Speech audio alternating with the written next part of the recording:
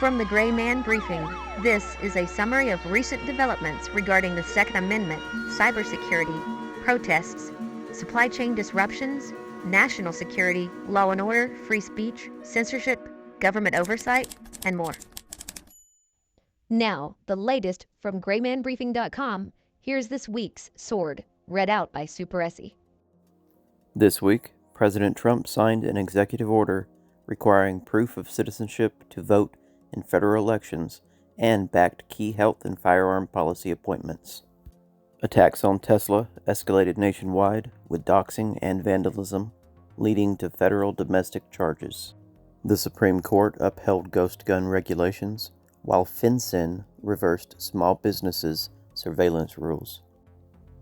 We also look at global developments in Russia, Ukraine, Yemen, Greenland, as well as state laws regarding rights to gardening and income tax. Let's begin today with civil unrest. In Washington, D.C., the mayor finalized orders to remove Black Lives Matter Plaza. It's a mural and symbolic site created after the George Floyd riots. The decision reportedly came after pressure from the White House, which later shared videos showing bollards and other things being demolished around that site. In Orono, Maine, transgender activists protested at the University of Maine in response to a speech about protecting female athletes delivered by a speaker associated with the Riley Gaines Center. Protesters held signs reading "Protect Trans Youth" and advocated for continued access to gender transition surgeries for minors. In Charleston, South Carolina, police responded to a bomb threat at the home of a relative of Supreme Court Justice Amy Coney Barrett. A message claimed a pipe bomb was planted in her mailbox, and it ended with the words "Free Palestine." In New York City, over 150 pro-Palestinian activists from Jewish Voice for Peace occupied Trump's tower to protest the detention of Mahmoud Khalil by ICE. Khalil, a Palestinian activist and former student, had been arrested in Louisiana. President Trump said the arrest was part of a larger effort to target anti-American activity. NYPD made 98 arrests after protesters refused to leave. In Greenland, more than 1,000 people gathered at the U.S. consulate to protest President Trump's suggestion that Greenland should become part of the U.S. In Topeka, Kansas, members of the Satanic Grotto tried to hold a black mass at the State House Rotunda. Police arrested 4 individuals after clashes with hundreds of Christian counter-protesters. The governor temporarily banned indoor protests that day in response to public outcry. Nationwide, the so-called Tesla takedown movement escalated. A site called DogeQuest published personal data of Tesla owners and encouraged vandalism.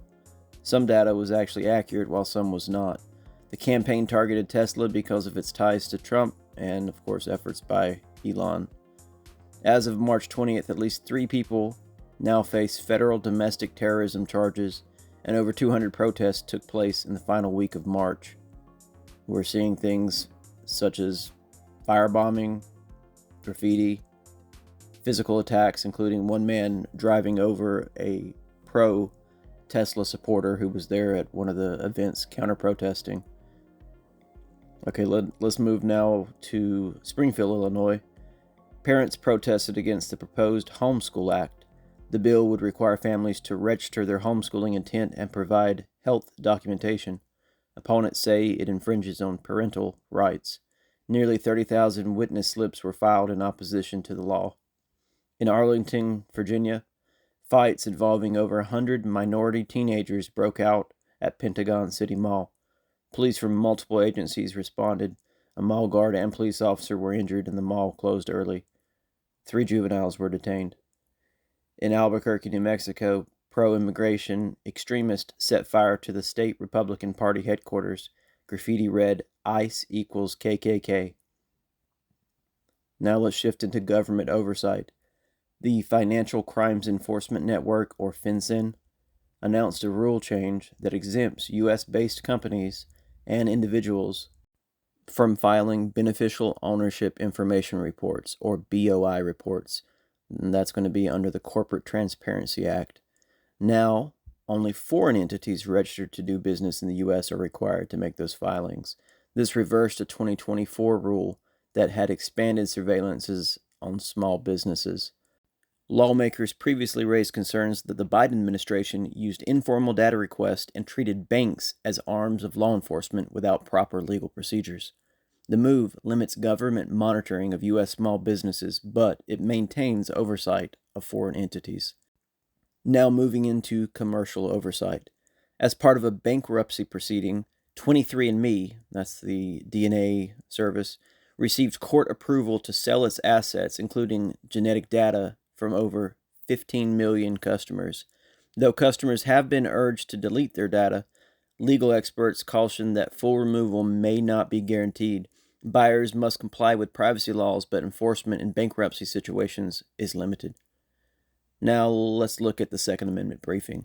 On March 26th, the U.S. Supreme Court upheld a regulation from the Biden administration requiring serial numbers and background checks for gun part kits, sometimes referred to by the left as ghost guns.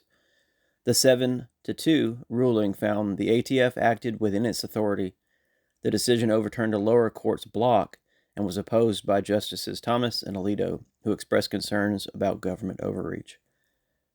Also, the House Judiciary Committee advanced H.R. 38, the Constitutional Concealed Carry Reciprocity Act. This bill would allow people with valid concealed carry permits to carry across state lines, provided the final destination state allows concealed carry. Now let's look at legal and economic policy briefs. In Iowa, the state Senate passed the Freedom to Garden Act, which would prevent local governments and homeowner associations from banning personal gardening. The bill passed 47-2 and will move to the Iowa House. It allows for public health and safety exceptions, but protects the right to grow on private property. In Mississippi, the governor signed the Build Up Mississippi Act. The law begins the phased elimination of state income tax starting in 2025, aiming for full elimination within 14 years dependent on revenue growth. Grocery taxes also dropped from 7 to 5% in July of this year, but the gas tax will increase by 3 cents annually for 3 years. Now let's look at national security. The National Security Advisor, Mike Waltz, accepted responsibility after a journalist was mistakenly added to a private signal chat discussing military activity in Yemen.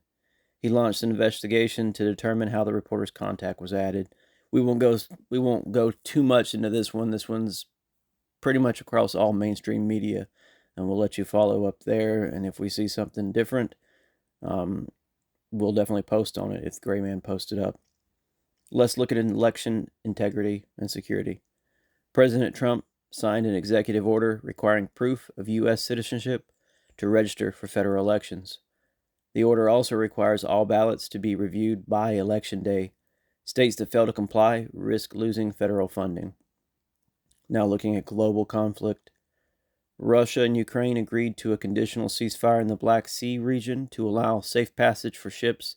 The deal is contingent on some Western sanctions being lifted, including restrictions on SWIFT financial access. Now let's look at health and safety. The Senate confirmed Dr. Jay Bhattacharya as the new NIH director. Bhattacharya had opposed lockdowns, mask mandates, and jab mandates during the pandemic. However, he did support the jab. Trump also nominated Dr. Susan Monarez to lead the CDC.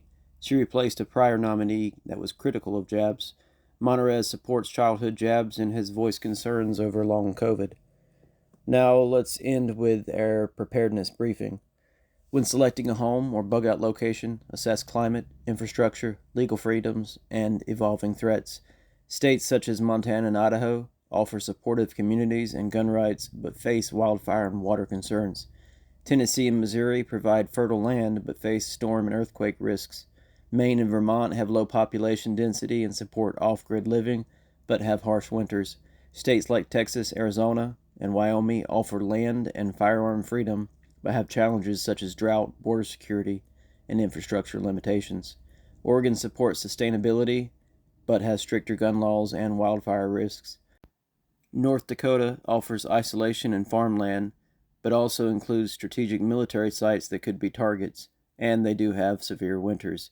Each state presents trade-offs. Evaluate based on your long-term priorities, and consider doing a full area study before relocating. This segment here is one of the preparedness brief Gray Man puts out. Obviously, we've summarized it a whole lot just for time, but if you want to read the whole preparedness briefing, go to graymanbriefing.com. You'll also be able to see the sources and videos related to other briefings we've discussed today. That's it. As always, stay safe, remain aware, and be vigilant. Get unredacted, real-time briefings sent via email and through the Telegram and Signal apps by joining the Gray Man Briefing.